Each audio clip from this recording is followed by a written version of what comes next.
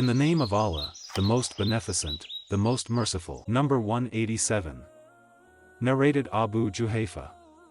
Allah's apostle came to us at noon and water for ablution was brought to him.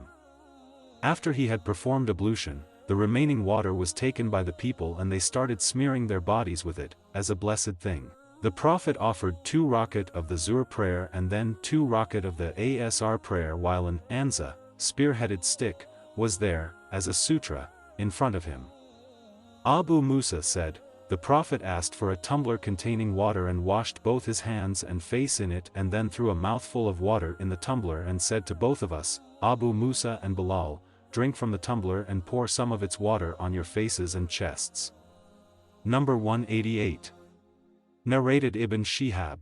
Mahmud bin Arabi, who was the person on whose face the Prophet had ejected a mouthful of water from his family's well while he was a boy, and Urwa, on the authority of Al-Maswar and others, who testified each other, said, whenever the Prophet performed ablution, his companions were nearly fighting for the remains of the water. Number 189. Narrated as Sa'ib bin Yazid. My aunt took me to the Prophet and said, O Allah's apostle, this son of my sister has got a disease in his legs.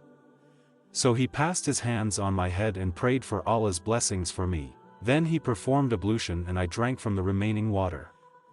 I stood behind him and saw the seal of prophethood between his shoulders, and it was like the Zir al-Hijla, means the button of a small tent, but some said, egg of a partridge, etc. Number 190. Narrated Amr bin Yahya. On the authority of his father, Abdullah bin Zayd poured water on his hands from a utensil containing water and washed them, and then with 1 handful of water he rinsed his mouth and cleaned his nose by putting water in it and then blowing it out. He repeated it thrice. He, then, washed his hands and forearms up to the elbows twice and passed wet hands over his head, both forwards and backwards, and washed his feet up to the ankles and said, this is the ablution of Allah's apostle.